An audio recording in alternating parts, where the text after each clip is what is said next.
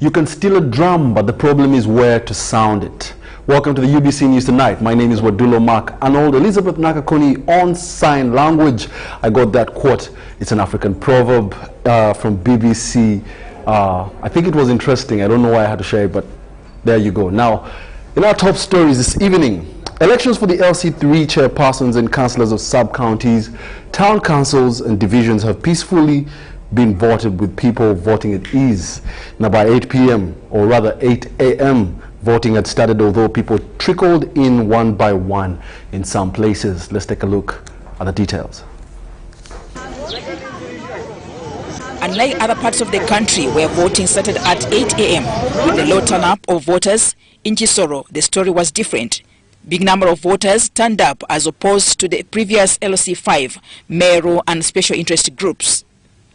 NRM flag bearer Ramadan Ndikuyeze, eyeing for the Central Division seat in Kisoro municipality by 10 a.m.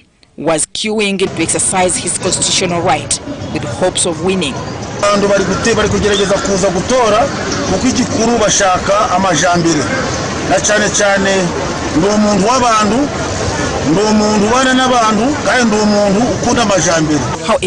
at Park polling station, people were seen asking him for money before they could vote, an electoral malpractice condemned under the electoral laws as an act of bribery. Police engaged in running battles with voters who wanted to remain at some polling stations till closure of the voting process.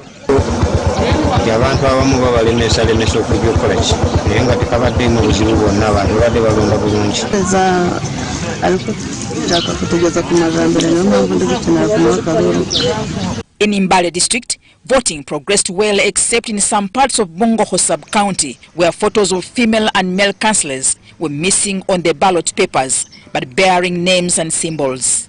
Low voter turn-up was also reported in Bongoho compared to the recent elections, but the presiding officer says, being a rural area, voters first go to their gardens. We haven't encountered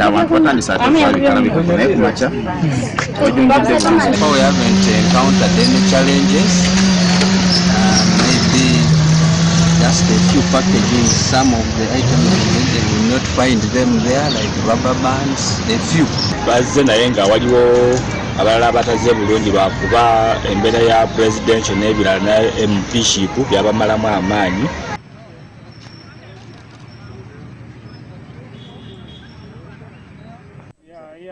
In Bushkori village, police arrested one Musa Namulomi for alleged voter bribery after he was found moving house to house.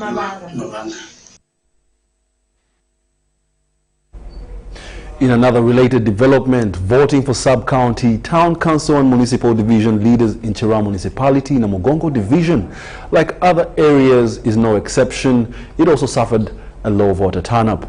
Now, at some polling stations, there have been disruptions due to suspected vote rigging. Our reporter Jane monitored the voting exercise and filed this report. Let's take a look.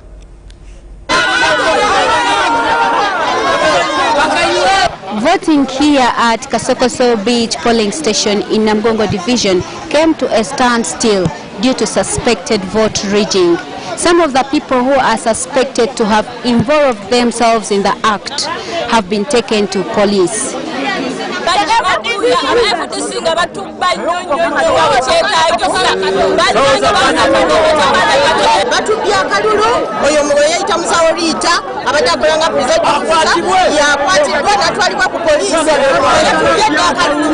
It was running battles arising from acts of vote rigging in the controversial Chira municipality in Wakiso district. However, it took the intervention of combined security agencies to foil the running battles and return the situation to normalcy. At the same polling station, the voting exercise was interrupted by rain. At Kamli A polling station in Chira municipality, the voter turn-up was so low. This caused a spiral of tension too, but lived for a short time. UBC TV managed to talk to some of the candidates vying for the LC3 seat. Voted into office. First of all, I will start with the road network. The sanitation is bad. I'm planning also to lobby for the garbage truck. I'm planning also to do the collection everywhere you go into this Namgongo division. I have been in service since 2001 as the LC1 chairperson of Kireka Zone B. And I have been working with them without any separation, any discrimination. That's why I think they will vote me. Due to low voter turnout, polling assistants were seen sleeping and some busy on phone chatting. Namgongo Division in Chira Municipality has 93 polling stations with 20 villages and over 60,000 voters. Jane Ramcha, UBC News. And that's what I love to call a beehive of activity. Now, in other news, Kinkizi Yellow Brigade Task Force is basking in the victory of NRM after 3 months door-to-door tough campaigns that began in November 2020. Now, the chairman Kinkizi West Yellow Brigade Task Force, Major William Tuyehe, says that they are now embarking on consolidating the NRM win by rallying all residents behind the national resistance movement and move as members of a family.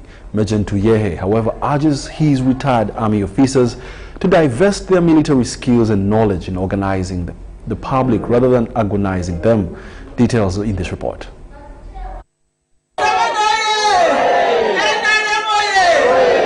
For the last 3 months, Ugandans have been campaigning for various electoral placements, ranging from presidential, parliamentary, and local government positions. However, now that campaigns are over, winners are basking in the glory of their victory, while losers are preparing for the next move. Kaiseo, bebaronze babaronze ne bakolaki ne bayitako. Kati twandidde bumu ne tubeera wamu kati ne tulaba nti Uganda yaffe tugitambuziza tutya. In Kanungu district, a campaign task force that mobilized for the National Resistance Movement Party, Kinkizi West NRM Yellow Brigade, are delighted of their win in all positions, including presidential, parliamentary, and local government level. And this Yellow Brigade contributed a lot to mobilize for the president because we had communication from constituency level to village level. The chairperson, Kinkizi West Yellow Brigade Task Force, Major William Tuyehe, explains that it was a walk in the park for the NRM party in the district due to the infrastructural and socio-economic growth in the area. We had no power, now we have power, at least 50% now they have power in there. And then 50% they have water. This is water for national water. And then we have this tea, which now they have distributed to the people in the village. Tuyehe says Kinkizi West Yellow Brigade Task Force is grateful to Operation Wealth Creation for providing Kanungu communities, livestock, coffee, and tea seedlings that have changed the district's economic landscape. The people of Kanungu now, they are not poor as the other days. So now, and we have security. You see, Kanungu is on the border. Major Tuyehe is however not happy with the retired army officers who stand against their former commander-in-chief, an act he says is often meant to debase and weaken the NRM government they previously worked for. He says this is usually done out of anger after fallout and not genuine politics. If you are annoyed, you have to come to stand on the president. And we have other things to do. We have other things to do as retired officers. We have other things to go to the village to teach people in the village what to do, not to come as a candidate to stand as a president. We have so many, because if you go in the village, you have to show people how to do the business, how to farming, how to see how can even security protect them. Because I can see now all senior officers, those who are retiring, they want to stand on the president. Kanungu is currently ahead of the other districts in Kigezi in tea and coffee production, and with the construction of the area's major roads, the district is bound to be the next economic hub for the region. Kinkizi West on mobilizing for president. Havmana Deo reporting for BC News. Yellow Brigade. Chengera Town Council elections have been marred by chaos and arrest of politicians and agents, leaving the electorate worried. And this is after the National Unity Platform flag bearer in the just concluded mayoral race in the town council, musician Matthias Walukaga, was flogged by security operatives. More details in this report. Electoral materials at Chengera Town Council reached in time in most polling stations by 7 a.m. and voting started. After one of the contestants in Chengera Town Council for the mayor's seat, prominent local artist Matthias Walukaga narrated how he survived being arrested in the wee hours of the night. I arrested all my polling agents who I had organized to help me with my votes on polling stations. So they were all taken. Despite of the politics of intrigue here, the voter turnout was equally low as observed in many parts of the country. At most of the polling stations like Bujansi, Maya, Naziga, Kokonjeru, Nabaziza and Nsanji, among others, Chengera Town Council attained its status in 2016 after being uplifted from Nsanji Town Council. It has 10 parishes, 124 polling stations, and 15 people are eyeing for different positions in the council hall. Tight competition is between NUP's Matthias Walukaga and NRM's Geoffrey Sebagala, who was the deputy to the current mayor, Abdul Chiyimba. Jane Ramcha, UBC News. Now, in one of our developing stories, northern Ugandan communities have expressed reservations over expectations of what will become of Dominic Ongwen on Thursday afternoon, that is tomorrow. The expression comes in anticipation of the impending International Criminal Court judgment in which the former LRA commander battles 70 counts of crimes against humanity. The Assistant Outreach Co-Coordinator for the International Criminal Court in Uganda, Jimmy Otim, says that 3 public viewing places have been set up for judgment proceedings. Details in this report.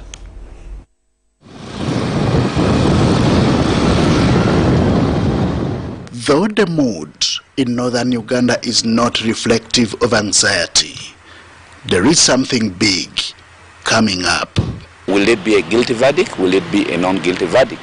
The final judgment in the case of former Lord's Resistance Honorable Commander Dominic Ongwen is set for Thursday afternoon. This year, the judges issued a decision that they will come up with the announcement of the verdicts in the case of Dominic Ongwen on the 4th of February. Now, everybody in the north, everybody out there wants to be part of this process. After the long wait, after following, after knowing about what the court can do, what the court cannot do. But even as the final verdict comes up, without appearing to be judgmental, some residents from the main northern town of Gulu have reservations. Alfred Owiny, not real name, is a former LRA combatant who was abducted on his way from school in 1992. Finally, they start training us how to operate the gun, and telling us, okay, if you escape, so we can pull you up to where we arrest you, then we kill all those people around there. He says he had an opportunity to mingle with all LRA commanders before finding his way back home, taking advantage of amnesty. To him, Dominic Ongwen is not as bad as portrayed. Ongwen also, he was that he abducted also. Ongwen doesn't join LRA freely like those brigadiers. You know, I think you understand my word. So if the brigadiers is forgive, they go those people has already forgiven them, why can't they forgive also to Ongwen? However, regardless of whether he was abducted while young, some high-ranking government officials say the atrocities committed by LRA are indefensible. The decision made should not encourage it to again happen for others to do the same. For now, it is all set for the judgment, and 3 public viewing places have been organized in northern Uganda. We have one at St. Monica Adult in the middle of Gulu Town. We have one at Baulik, just next to Holy Rosary Primary School. And then we have one in the Laibi division near at a home called Gangpa Oweka. These are only the 3 organized centers, but other than that, we also have community listening centers. Uganda joined International Criminal Court in 2002 before referring the LRA situation for scrutiny at the Hague-based courts. Among the 5, 2 are already confirmed dead, and according to the Rome Statute, proceeding against a dead person has to be terminated, and consequently, proceeding against Rascal Okuya and Okoto Diambo were terminated because of their death. Proceeding against Vincent Oti is still not yet terminated. Whereas Vincent Oti was reported dead years ago, his indictment still stands as his death is yet to be confirmed. Dominic Ongwen, whose case judgment is set for Thursday, is facing 70 counts of crimes against humanity and war crimes at the International Criminal Court. Henry Okurut, UBC. May justice prevail. Now, 10 people have been confirmed dead and scores hospitalized after a nasty accident that happened last night in Kasese district. The RTO Renzori East ASP Okwir Matthias confirmed the accident and saying that it first involved 2 vehicles, a Toyota Premio registered UAU 700U and a Canter UBF 968F, which had a head-on collision. But later, the process of rushing the past casualties to hospital, other 3 vehicles registration UAY 836Y belonging to Hima Cement and UAU 457F and UAY 793E Toyota Premio joined into the accident, also killing and injuring more people. Let's take a look at more reports. A big number of people have survived death during an accident that occurred along Fort Poto Kasese Road in Chihogo Village, Rugendabara Town Council. The announcing injuries. Then we were parking behind the accident. There was a truck coming from this side, so it was over speeding. It saw heaps of soil packed on the road. So it tried to move away from its side, so it came and knocked all of us. When I go there and I see the situation, I think I can now I can get the story. I can get the light. The accident happened at around 9:45 p.m. last night when a vehicle that was carrying a casket coming from Bundibujo heading to Maliba sub-county had a head-on collision with a Toyota Primo car. Among the vehicles involved in the accident include a Canter UAU 457F, Caterpillar UAY 793E, Toyota Primo registration number UAU 700U, Canter UBF stroke 968F, UAY stroke 836Y, Lafarge belonging to Hima Cement. Within a short while, at the same scene, at Chapa General Enterprises, an electricity company car also collided with other vehicles, causing deaths. Rescue some of the people. That's the time the truck who was carrying cement, this mixed cement, liquid, also came from the side of Ima. And because of that process and because it was sloping, then we came and knocked this one upon Meme, and some people were also on top of that. Akwiro said 2 of the injured persons were taken to Mbarara and the rest admitted at Chilembe Mines Hospital in Kasese town. If they are driving during the night or daytime, they must take a serious precaution to see that at least they drive in a speed which is really required to the place, to the road which is still under construction. Because if they drive, because this road is now smooth, they should now drive the way they want to drive. The road is not yet completely finished. It is still under construction, in which the constructors, they are anytime they are still cutting the road. And The cause of the accident has not yet been established. He, however, warned road constructors to put road signs along the road. They must be very serious to make sure that all the road precaution, all the road sign, which is concerning when the road is under construction, is put in place. Not just cutting the road, and then later on you leave the road without putting on any road precaution. That's one. The hospital administrator Shilembe Mines, Chibaya Onesmus, says they are managing the patients and their condition is not worrying. We discovered that at least the two were brought when they are no longer breathing. They had already lost their lives. Then as I talk now, two slept in the mortuary, but the 20, we have managed them, all of them. They are in good condition. I'm Nafka Farida.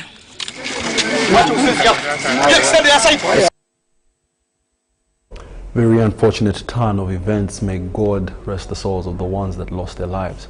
Now, in other news, all urban centers in Uganda are projected to be connected to clean and safe piped water by the end of the 5 years that kickstarts in May with the swearing in of the President-elect General Yoweri Kaguta Museveni Tibuhaburwa. And that's according to the Managing Director of National Water and Sewerage Corporation, Engineer Dr. Silva Mugisha, in an exclusive interview with the Uganda Broadcasting Corporation.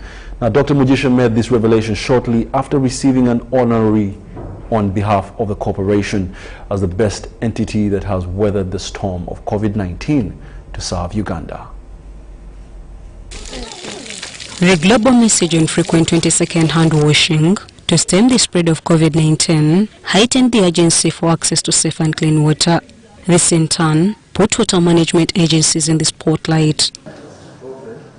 According to the Managing Director, National Water and Sewage Corporation, Engineer Dr. Silva Mugisha, they came up with a robust business continuity plans that outlined resilient measures to keep the fundamental aspects of the business running. Engineer Mugisha says this was possible due because the corporation has grown over the years to a capacity of financing its operations. The good news is that we are constructing a 240 million liters of water per day treatment plant at Katosi, which will initially give 160 million liters of water per day.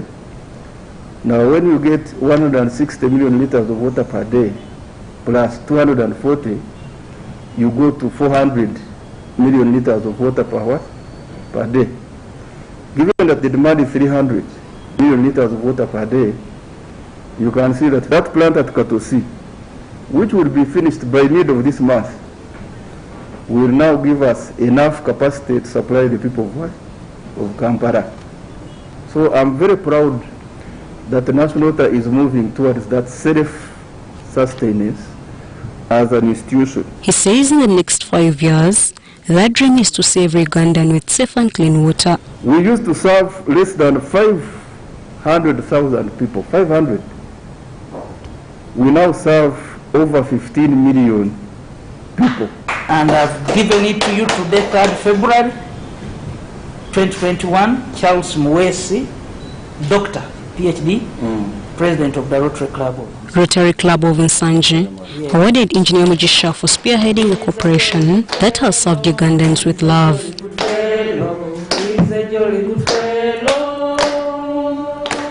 And so say all of us. The corporation has promised to support Rotary Club of Nsanje with $5,000 to support their plans of supplying 6 UPE and USA schools with safe water. We have a project which we are going to do to offer water tanks to 6 schools in Nsanje community.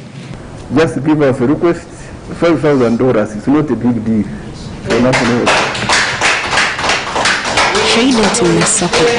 UBC.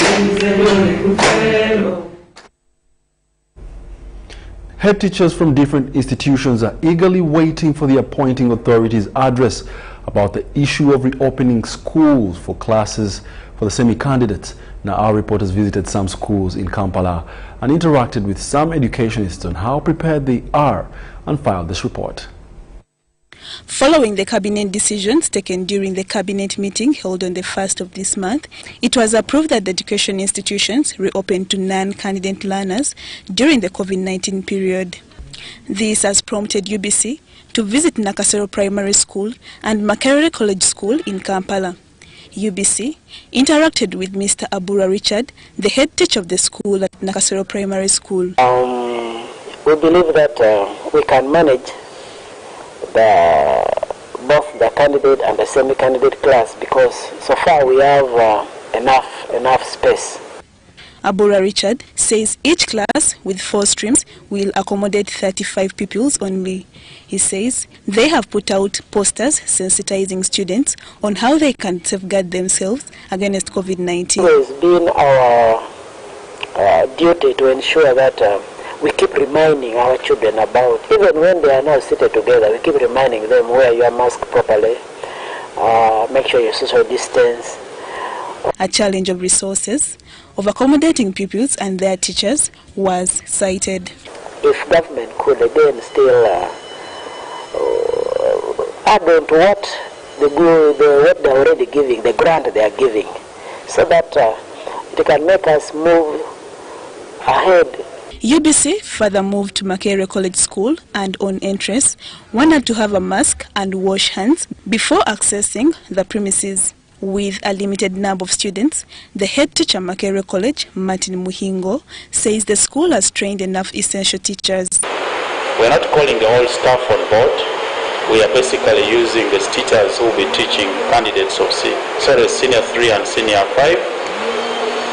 That will restrain us from the constraint that would have gone through if we had the whole staff. Martin Muhingo says the school has been carrying out online lessons for its continuing students. About online studies, on top of those that are given by the government through the Ministry of Education and Sports. Observing standard operating procedures against COVID-19 will be a must once classes for semi-candidates reopen. At the moment, with the exception of the standard operating procedures, where we shall expect them to come with masks, since government has not given a provision for them, we probably expect government also to supplement on the resources that we shall be generating from the school fees. Pre-primary schools will not be opened now on grounds that the learners in this category cannot observe the standard operating procedures and are not prone to respiratory infections. Lydia Chomkama, Sudat Kai, UBC. And now in Gulu District Sub-County LC3 and LC elections were marred by biometric machine failure, and then the start of the exercise was actually delayed. Now, Anganya Health Center 3 polling station B to Z in Unyama Sub-County was one of the places we witnessed. Let's take a look.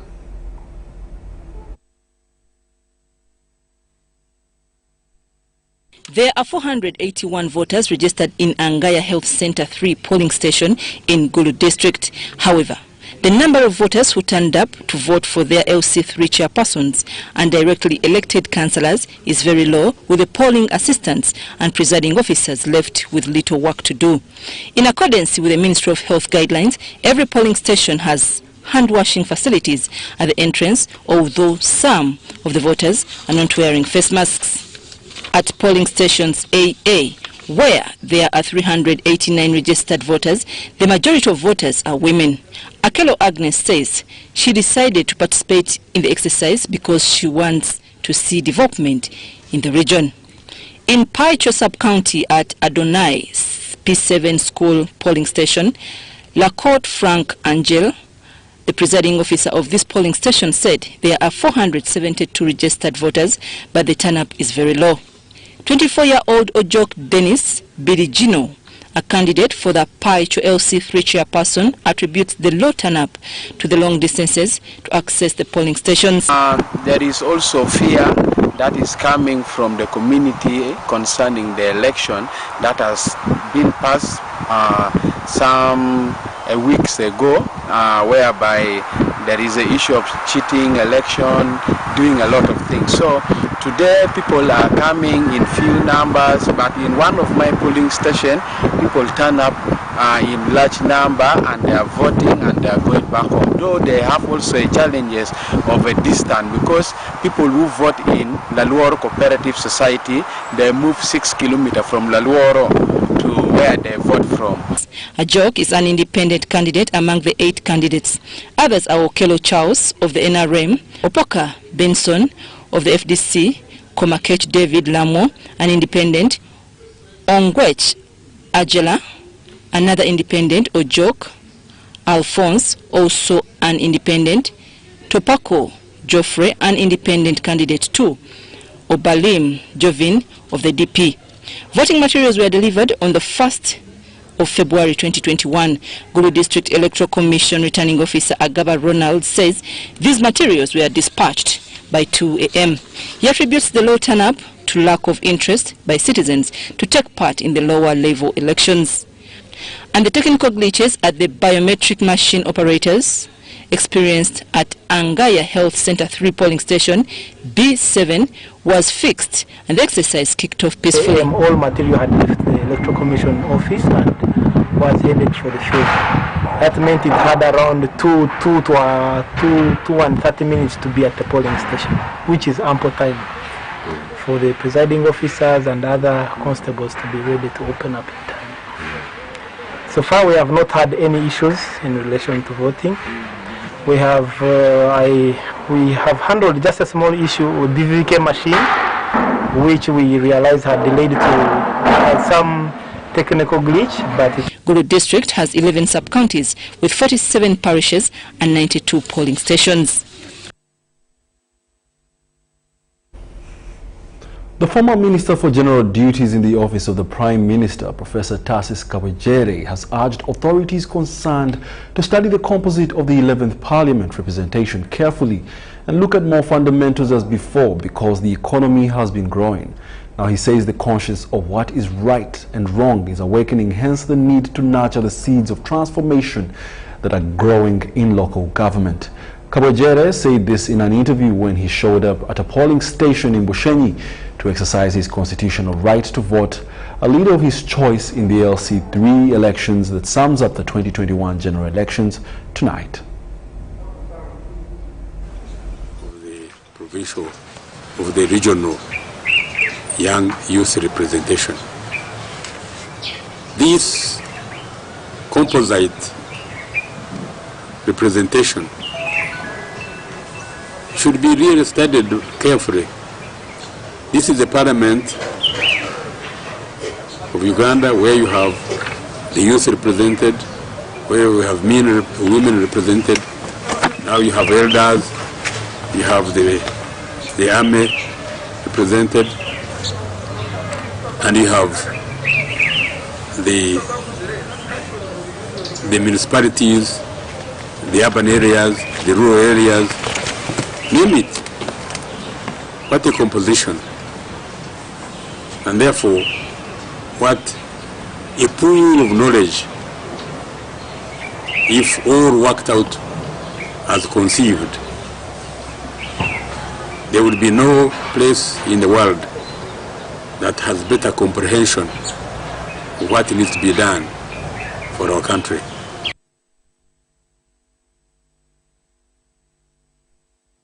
At the conclusion of it, with the election of the LC3s and chairpersons and councillors, following what has happened so far already with the presidential elections, the parliamentary, the different organs, including what we had, was it yesterday, of the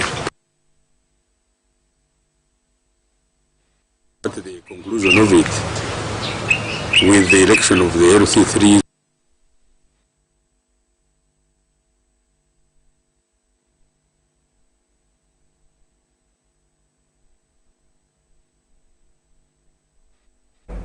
Now in other news, President Yoweri Kaguta Museveni Tibuhaburwa has finally received the poll petition from the National Unity Platform's legal team this Wednesday afternoon. Now the Supreme Court Registrar Harriet Sally Lukwago witnessed serving of the two parties to the NRM that was represented by the party General Secretary Justice Kasule Lumumba, and President Museveni was represented by his lawyers from Karujire and Chiriowa Company Advocates. Let's take a look. We do not want the RDCs to participate again in electoral matters. Monday this week, the National Unity Platform legal team, led by Counsel Mildred Lubega Segona, filed an electoral petition in Supreme Court challenging the victory of President Yoweri Kaguta Museveni in the 14th January 2021 presidential elections. It has been a while since NUP legal team looked for President-elect Yoweri Kaguta Museveni to serve him with a petition filed against him. Wednesday morning, after receiving instructions from National Resistance Movement Party Chairman Yoweri Kaguta Tibuhaburwa Museveni, NRM's General Secretary Justin Kasule Lumumba and Chiriowa Company Advocates finally received the petition from the National Unity Platform legal team, led by Counsel Anthony. The service was witnessed by the Supreme Court Registrar Harriet Sally Lukwago at Supreme Court located in Kororo. After receiving the petition, the National Resistance Movement General Secretary Justin Kasule Lumumba addressed the media. And I'm here on behalf of the NRM party that sponsored the candidate to witness that. And it has been done, and here we are going back to look at the grounds in the petition and also wait for the program from court. Then we shall do the needful. Kasule, however, is convinced that NRM legal team is more than set to defend the party's victory, saying everything was done in accordance with the law. And we have our declaration forms ready. And when we call on you to come and swear an affidavit, please do come, because we must defend our victory. Lumumba also clarifies on the delays by the party chairman to receive the petition. So as of yesterday, nobody had received instructions from the candidate. As you are aware, we have elections for local councils today. This is the most massive election. Elections in the 2,189 sub-counties. Wameli Anthony, one of the NUP legal team, says they are now waiting to receive a reply from the respondents after serving them. The National Unity Platform legal team, in filing this petition in Supreme Court, based it on 25 grounds. However, according to Counsel Wameli Anthony, the applicant is to file more evidence. We have served them before the registrar of the Supreme Court, and now our work is done. We are just going to file an affidavit of service. We have already served the Attorney General and the Electoral Commission, so we just await a date from court on when to have the pre-hearing meeting.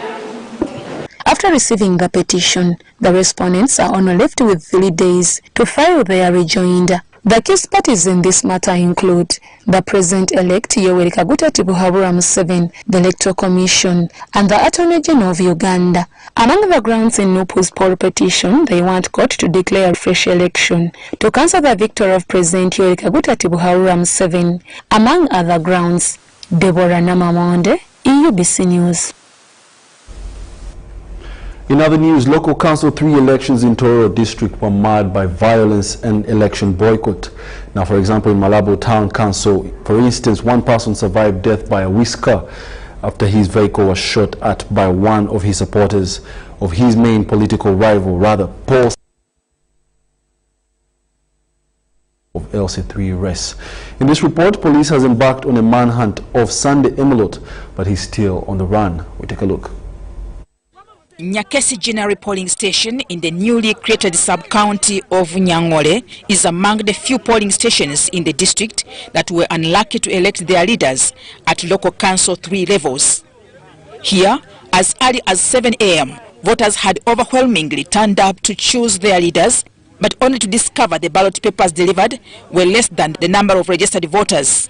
The polling station had 800 voters, but only received 750 ballots, prompting the electorates to boycott the polls. Where is that 50 whatever going? These accused the Electoral Commission officials at the sub-county level for siding with a certain candidate in the race to manipulate the electoral outcome. 3 polling stations are missing booklets. Some are missing 3, some missing 1. Even here we are missing 1.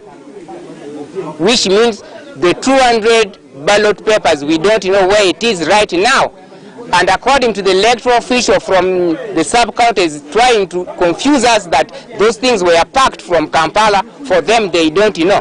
I know there is somebody who has paid for these ballot papers and they want to indirectly take for him this vote. But the Electoral Commission sub-county supervisor of Nyangole, Judo Nyango, however, denies these allegations. No, because the black box comes with two seals, the orange and the white.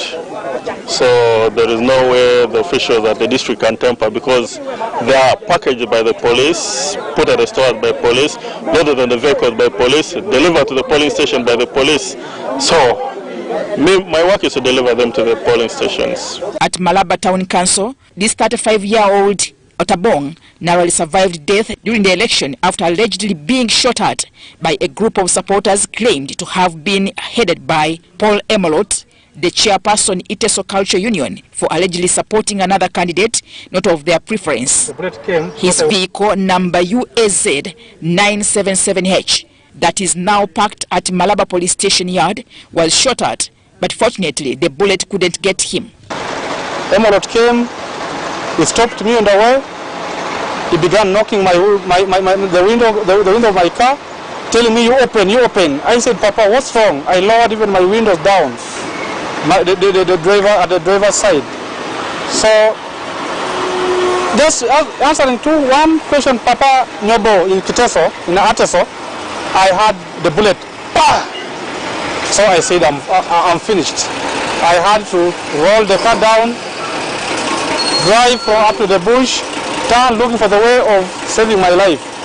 But all in all, they chased me, but God helped me. The bullet didn't get me. The bullet passed through my bums, up to down. It went up to down of the car. Otabong, who is now fearful of his life and family, wants security to bring the suspect to book. People think they are still in the other government. The one they used to kill people every day like chicken and what?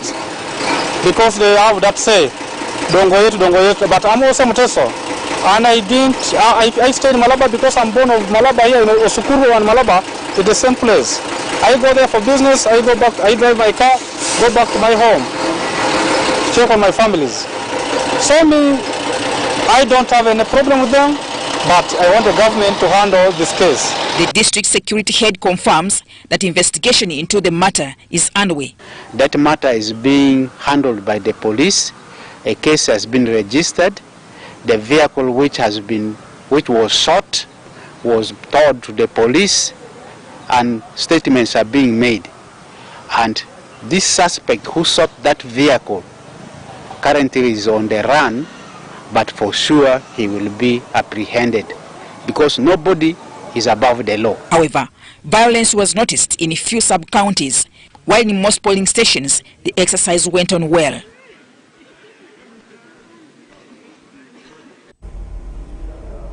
Surely that's what they call surviving by a whisker, and we do hope that justice prevails.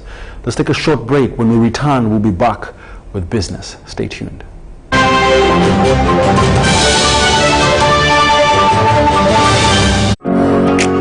It's no secret that ICT makes learning easy. The strides made in our field couldn't be possible without it.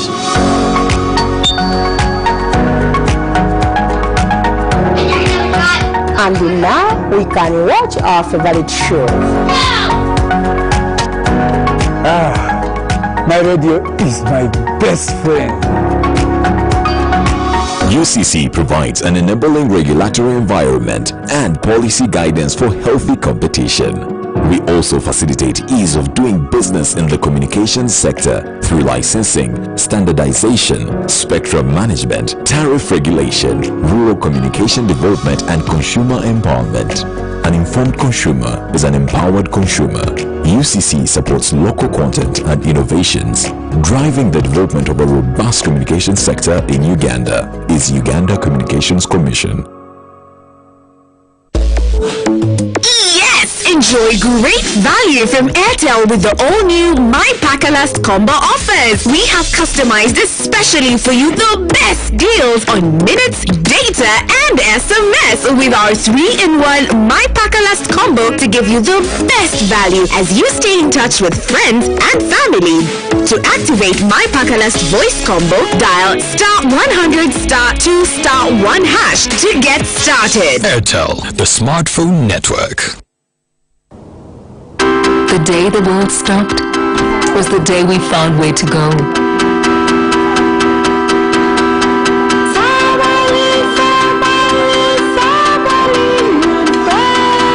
From now on, we are not going to leave anything on our plates, because we've learned to savor the moments that were always there, and they never tasted this good.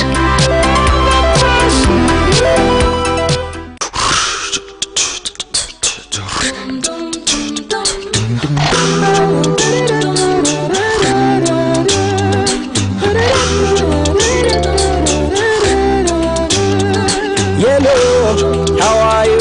Tell me, how do you do? We're here to show some appreciation for the things you do. Sent you for today, and they sent you for tomorrow. Sent you for every time and everywhere you go. We love you so, and we enjoy life with you. We are happy, happy, happy to know that we will go with you. That's why we say thank you, thank you.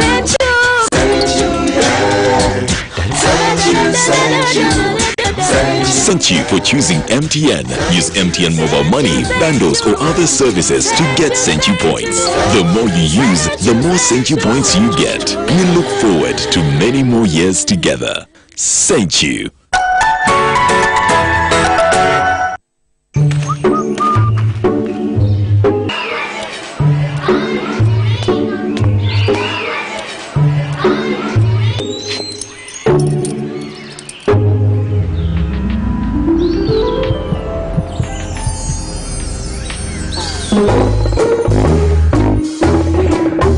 Leaders who care create a good learning environment, because a good school equals a better life. Raising voices.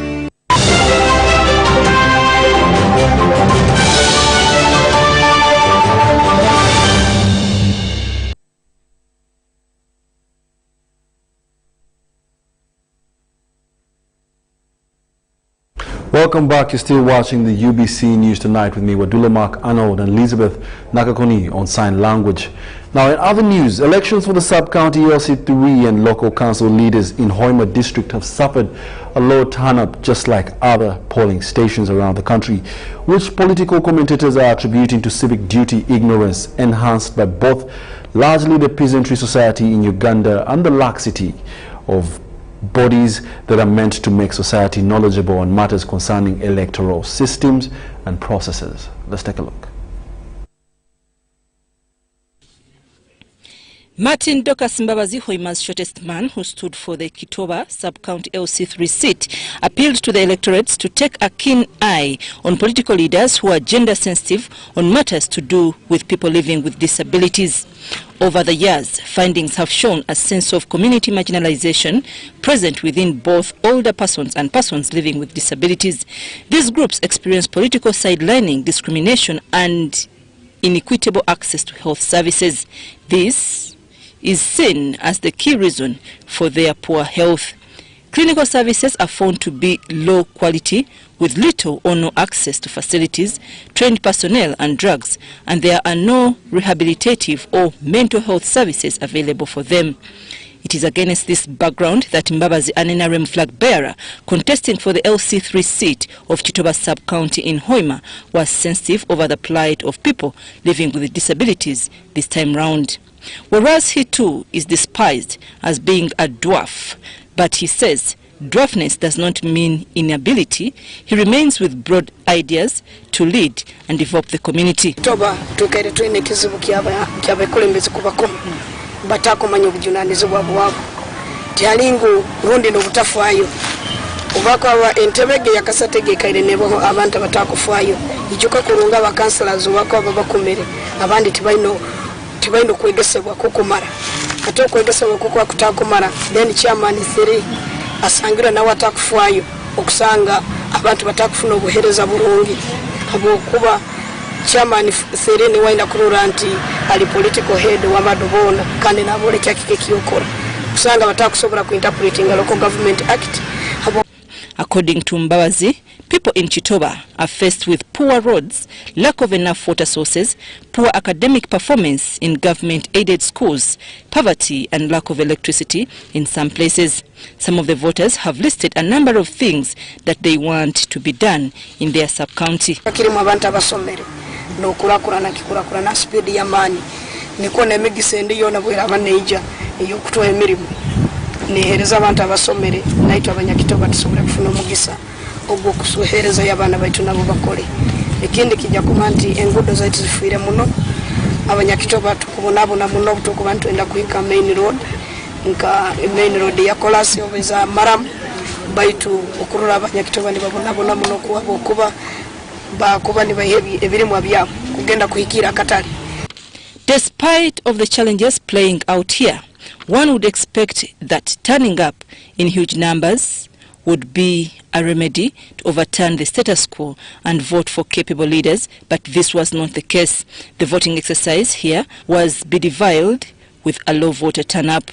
Political commentators have attributed the syndicated low voter turn-up to civic duty ignorance enhanced by both largely the peasantry society in Uganda and the laxity of bodies that are meant to make society knowledgeable on matters concerning electoral systems and processes. Sanga abana njo akairi kusoma wana alima kuambuka bukufa bisabiko zeki bichuire kandi cyo bataka ituwenga tusobola mu gukora cyonko mu kulembeza kusaba kulobinga akayala lobingira kaleta niko hanyime kisalika ko akakora kakoro hano sanga amaizi cyali twine amaizi agandi na agandi no sanga amaizi gari gabi muri abantu bakunywa nenko bakunywa nakine bili station ya Doli Church of Uganda abantu bakurura bakajombireho abo kwa abantu bakereyeho bayingi bakoma bagenda nawe ki abantu bakurura bakajombire.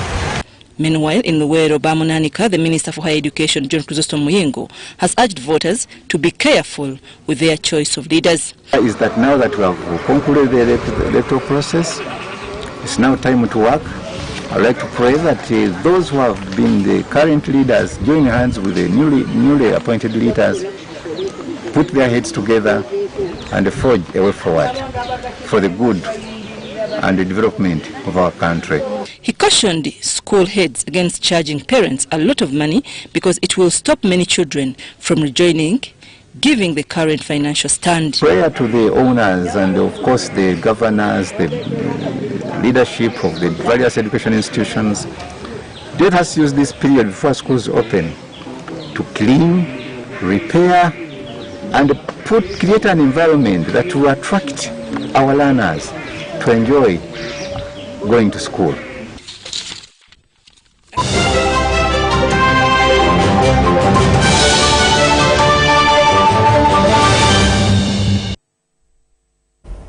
That's right, we're now in the business segment. In business in the central business district of Kampala has remained normal, largely despite rumors of a planned 4-day demonstration by unknown individuals.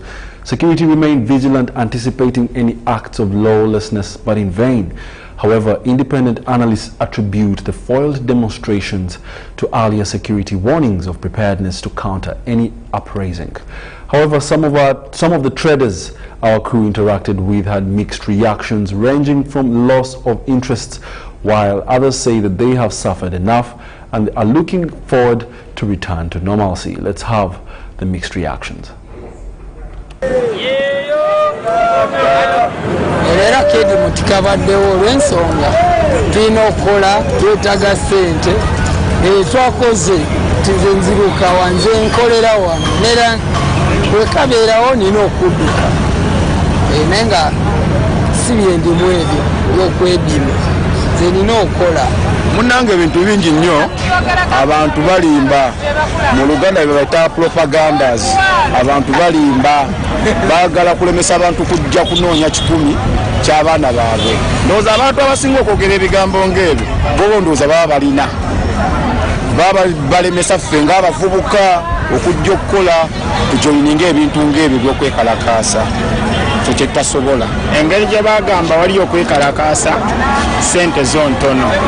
Abantu abasinga baati okujja batidde oyingira ekibuga abantu batono era nga mukiraba paka njogerera wano sinaba kukundayo lwakuba nti abantu batono batidde oyingira ekibuga okusinziira wekyaliwo emabega wali eri nga beekalakaasa ne bookya ebipiira kati era batidde oyingira. Bizinensi entambulidde bubi kuba site kansi ebadde y'amaanyi nnyo n'emmaali endala bagitutte kusigazza eno yokka ate nga tetulina ssente zireetinga bizimbe.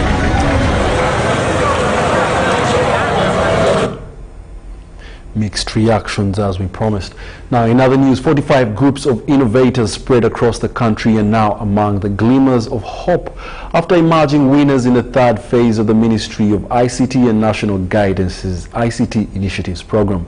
Now these are to share close to 7.3 billion Ugandan shillings aimed at providing systematic and sustainable support. At the virtual event held in Kampala to celebrate the winners, the Minister of ICT and National Guidance, Judith Nabakova, revealed that government is to prioritize funding numerous ICT projects. Details in this report. The National ICT Initiatives program has been running for 3 years and registered success in the sectors of education, health, agriculture, among others. The recently supported programs include the academic information management systems now being used at major universities, e-procurement which is currently implemented in government bodies, and electronic document management system which will ensure that all government documents are digitized. The 45 successful groups have emerged victors from a trove of close to 900 submissions. We are very optimistic that of the 45, a number of them will be taken up. We had them spread through all the regions of the country with clear focus on areas where we noticed they had least innovators, that is those in the north, those in Soroti, those in Gulu, those in Kumi, those in Moroto, Karamoja, those in Arua. There was a clear a generous consideration for all those innovators, because that is the next phase where we are having lots of people that are coming in to get these ideas that can help Uganda move to the next level. ICT and National Guidance Minister Judith Nabakova, who presided over the virtual awarding ceremony at the ministry headquarters in Kampala, saluted the innovators for coming up with indigenous solutions. Nabakova also indicated that government will focus on creating a critical mass of skilled scientists and engineers to drive economic growth.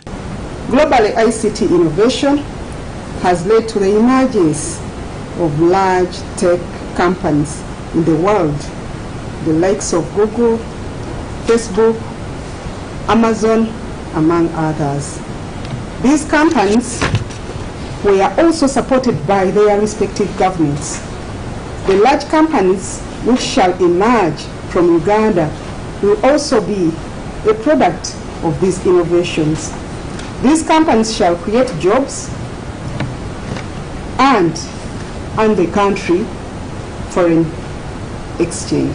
With numbers of innovators growing exponentially, the ministry also revealed that they are in advanced stages of opening the ICT lab in Nakawa, which will act as an incubation and breeding point for innovators.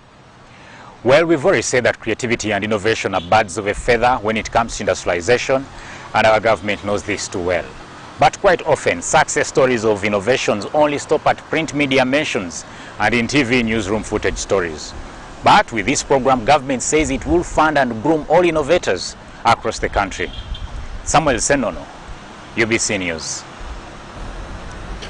Well, thank you very much, Samuel Senono. Now, police recently piqued interest in a video of a yet-to-be-identified vlogger who was steering Ugandans not to open shops and transact business. Our reporters set foot in the various suburbs of Kampala to assess the situation.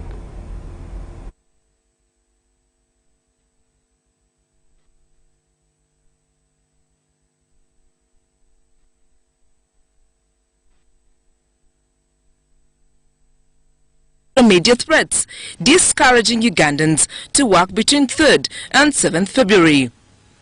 The threats, however, have not inflicted fear and disruption among Ugandans as all activities went on smoothly. Business in Machinda division has been smooth, and this has been witnessed in Nakawa division. Cross-sections of vendors in Nakawa market were not concerned with social media propaganda and are focused to having a better nation.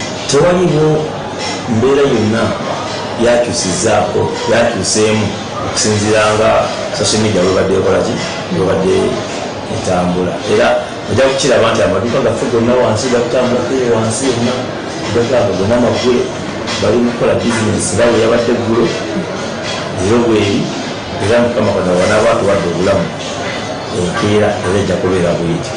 Embeera kyenjogerako tebayogedde kya bulinganyo kubanga tosobola okugamba nti omuntu ayagala kumuzza kubeera waka ate tomuwadde kyakulya ate abaana abeera wa okutuuza mu ebyo balina okutuwa ebyokulya ate nabalandira oli teeka enyumba babagambe nti bebajja obasasula nga tetujja kudda wakasera.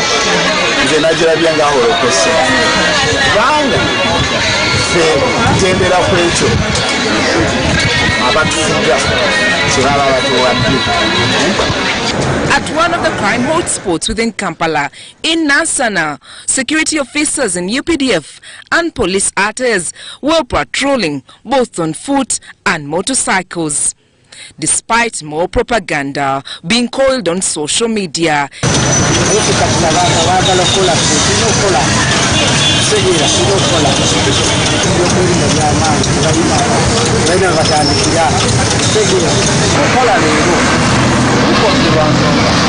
kyaganya okumanyika obulungi kuba omubaka omukulembeze waffe bobi eyalina kyeyakyogedeko ate babememba okupalamenti abamu Nansana bandibadde batuwa amawulire amatuufu naye tebatuwadde mawulire matuufu netulabika nga ffena twesazeemu abamu baagala kukola abalala tebaagala ate naffe babadde bakijumbira tugamba owaayo katukole oba bakiganya okukwatayo. Sandra Kahonde, UBC News.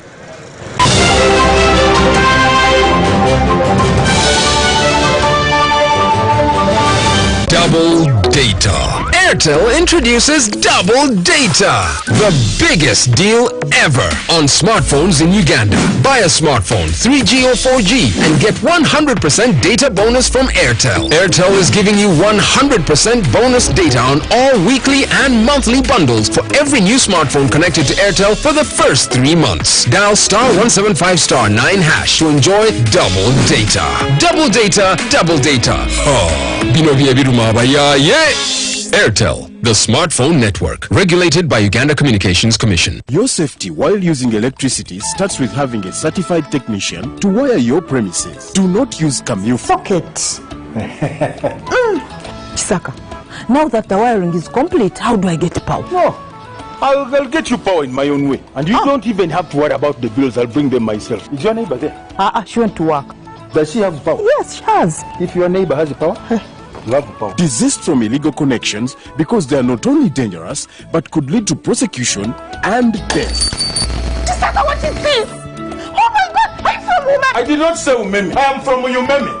At Umeme, your safety is our top priority. Report illegal practices to Umeme when you detect them. Download the Umeme app for other services. Stay alert, stay safe, save lives. Umeme, powering Uganda.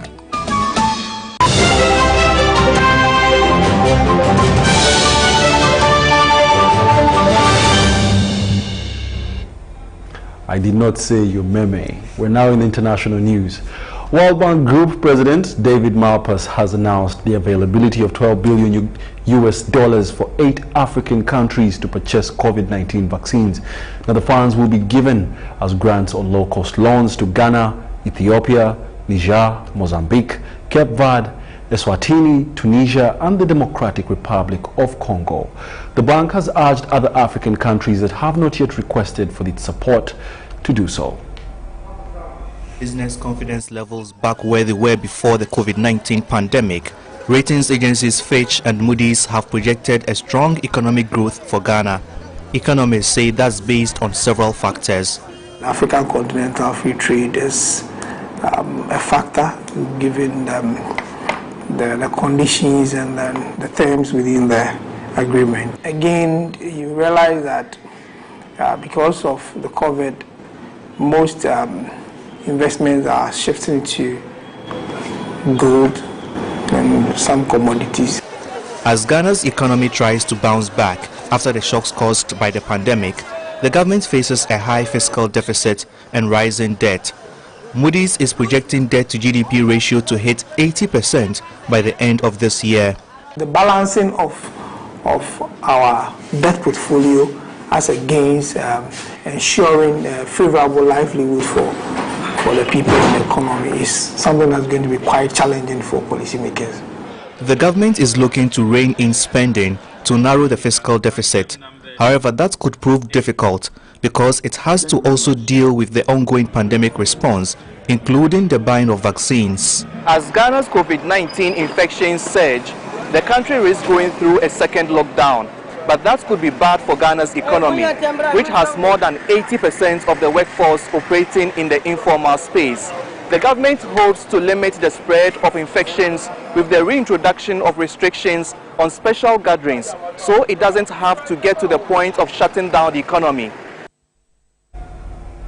In more international news, a 5-day Libyan political dialogue meeting started in Switzerland's Geneva on Monday to select the temporary executive authorities for the country, which is in a crucial bid to unite their troubled country under a single government ahead of the elections in December. 70 Libyan representatives from opposing factions and representations from the United Nations Support Mission in Libya will select an interim prime minister and a 3-person presidency council. Details follow. By the high number of nominations that you put forward, and I welcome the diversity represented by the pool of candidates who are drawn from all political and social components of the Libyan society. It is a positive sign that this process, your process, has inspired a high degree of buy-in and enthusiasm. 45 candidates are running for the 4 top positions. These temporary leaders must take Libya to elections this December. Though the United Nations has announced no restrictions, participants say the heads of the council and the government will come from different regions. What has been agreed upon is that the government gets led by the Western region while the Presidency Council by the East. Now we're seeing Western politicians being nominated for the presidency. I think it's surprising and creates confusion and sparks mistrust. This project is not about power sharing or dividing the cake. Rather, it is to form a temporary government composed of patriots.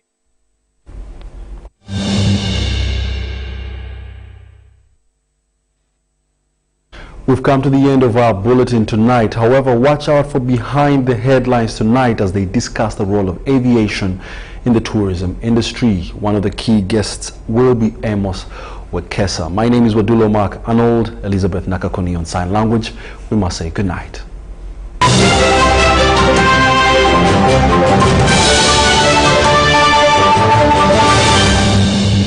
Brought to you by At Umeme, your safety is our top priority. Report illegal practices to Umeme when you detect them. Download the Umeme app for other services. Stay alert, stay safe, save lives. Umeme, powering Uganda.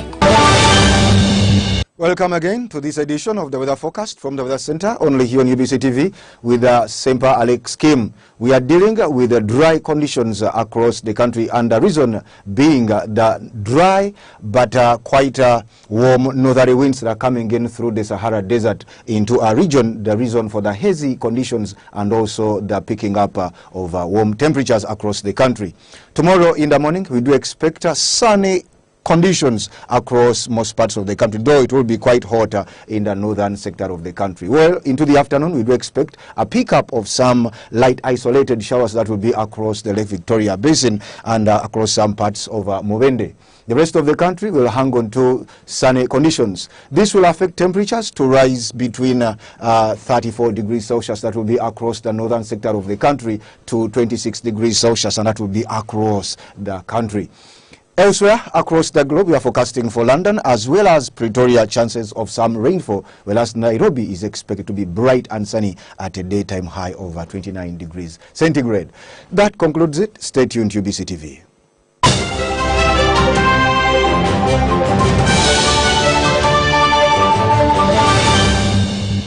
Brought to you by At Umeme, your safety is our top priority. Report illegal practices to Umeme when you detect them. Download the Umeme app for other services. Stay alert, stay safe, save lives. Umeme, powering Uganda.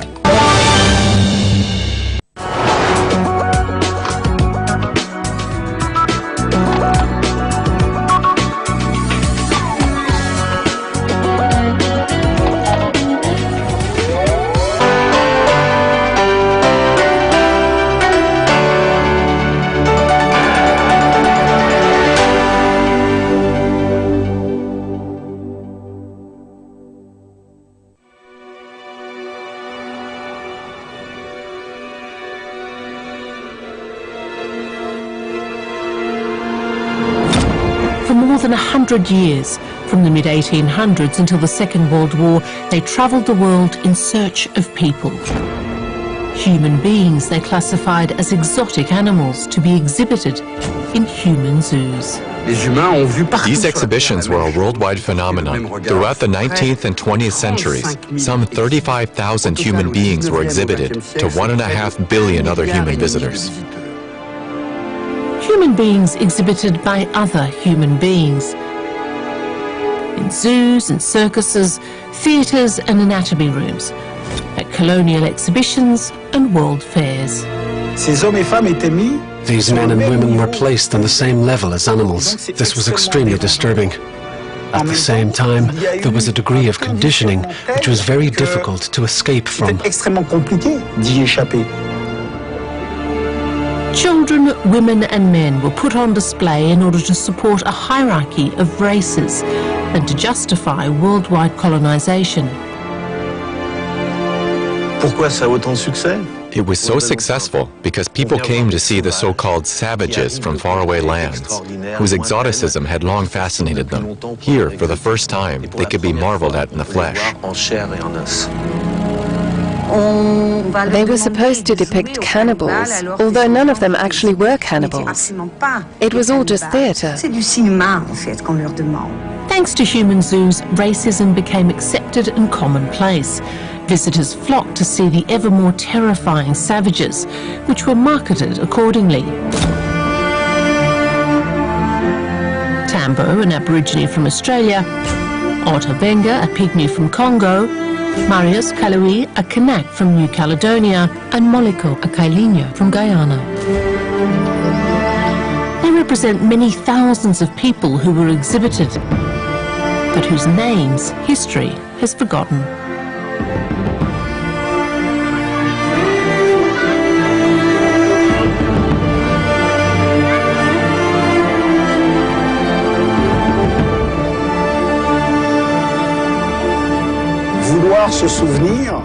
Remembering is not about attaching blame to people. Remembering is, above all, about understanding what happened and understanding the influence these actions have had on all of us.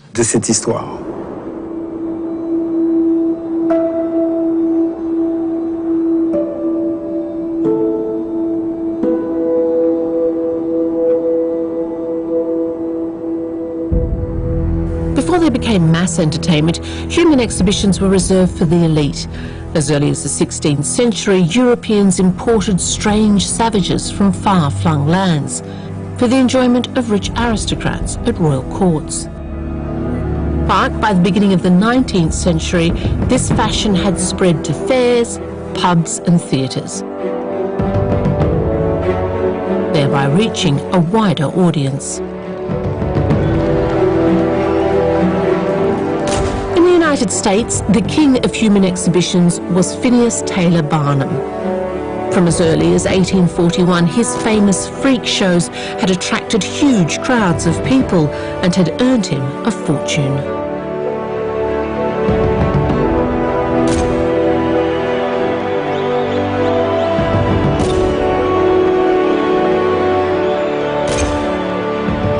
He wanted to put the strangest people in the world on stage. Dwarves, mermaids, conjoined twins, a bearded lady, a giant. They were all assembled in a gallery of the bazaar, where visitors could catch a glimpse of an amazing and fantastic world. Hollywood didn't yet exist, but Barnum was responsible for establishing a fascination for the strange.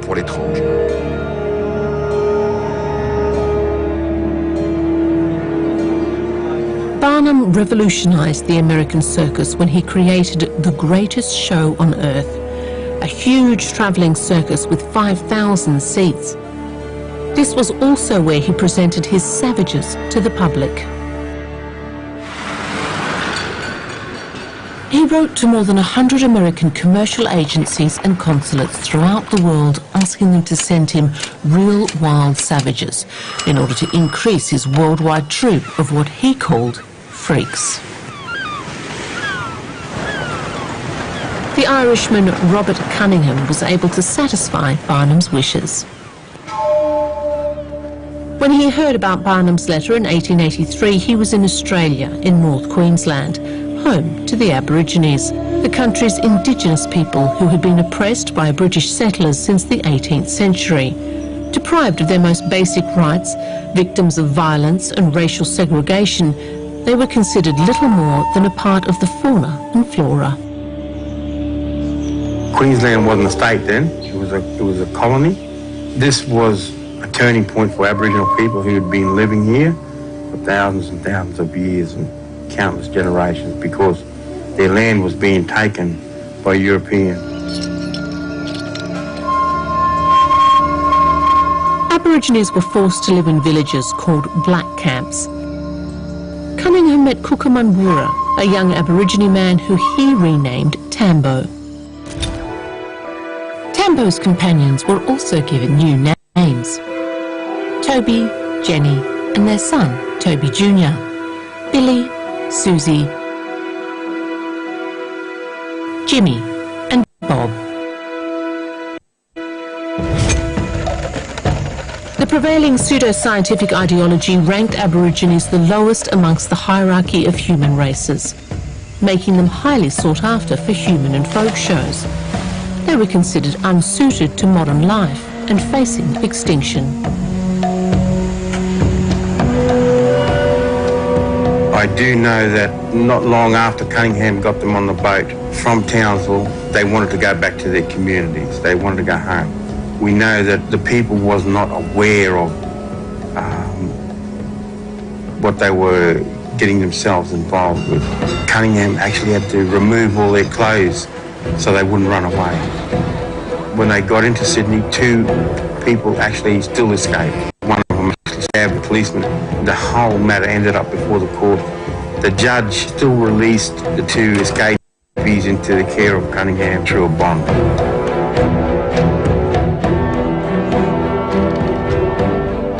In the wake of this upset, the group hastily boarded a ship in Sydney, and after a long crossing, they joined the greatest show on earth in New York. Barnum had prepared his new acquisitions to be the highlight of his show. He created a backstory for each of them and gave them roles to play. Cower before Billy the Hunter and his terrifying scars. Succumb to the charms of Susie, Princess of Queensland. Experience the thrill as fierce warrior Tambo performs his sensational war dance.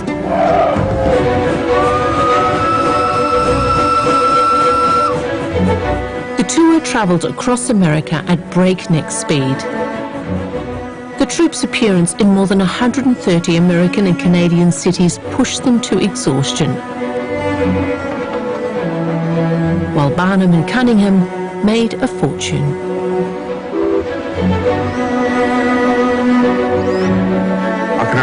imagine coming from a remote island in North Queensland to be paraded in front of 30,000 people, the horror they were feeling to be exhibited. So in a strange land, strange people, strange noises, smells, God knows how they were feeling. In 1884, 1 year after arriving in America and having travelled the whole country, Tambo fell ill and died while still on tour. Cunningham had the body mummified and sold his remains to a fairground museum in Cleveland.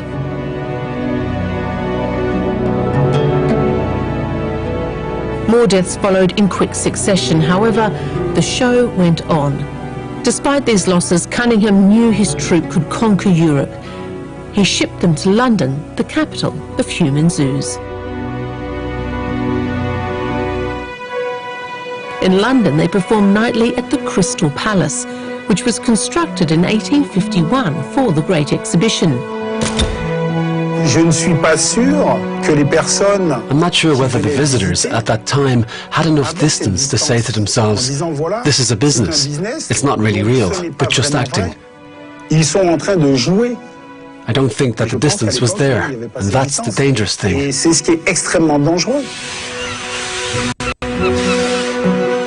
After England, the Aborigines set out on an extensive tour through the old world theatres and music halls.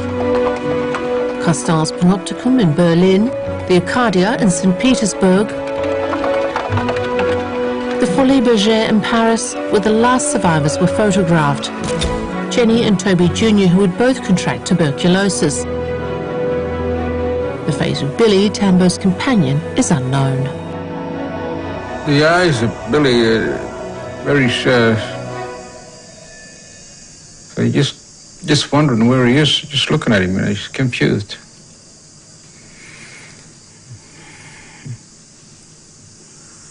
He's depressed feeling, low esteem, self-esteem, and going overseas into another world. He's been stripped of his powers in the sense of he's been humiliated because he's dominated by somebody else who told him what to do. In our society, he was respected as a lawman, but now he's not. When you see that.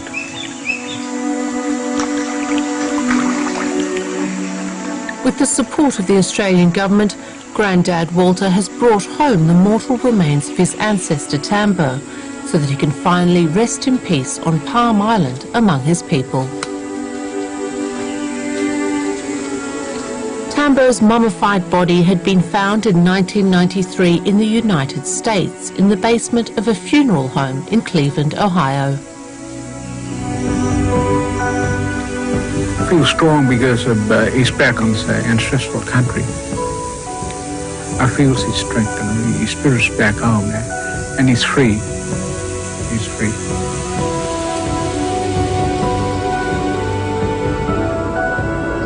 The story needs to be told purely because the mistakes of the past don't revisit us in the future.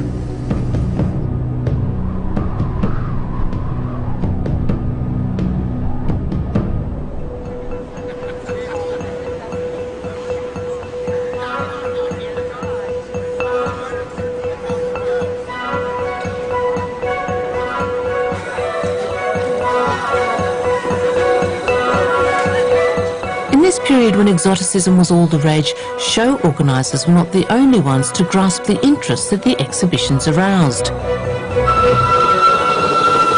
The colonial powers saw a ready opportunity to introduce to their citizens both their colonies as well as the validity of their imperialist policies.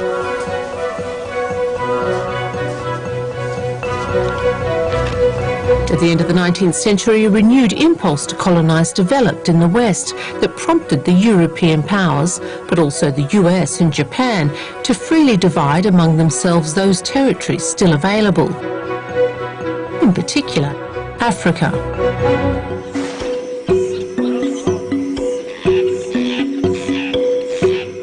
cult was gradually appropriated by those who saw themselves as uniquely civilized. At the same time, human zoos proliferated to justify colonial domination of the world.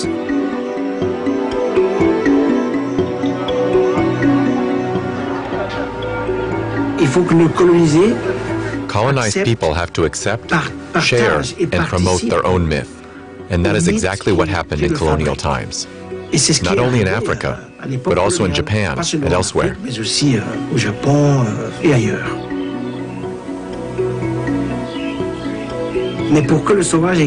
In order for the savage to exist, those who are presumed to be savages must accept that it is indeed exactly what they are. At the beginning of the 1890s, the role of the human zoos was shifting in response to political objectives which were masterly staged and orchestrated.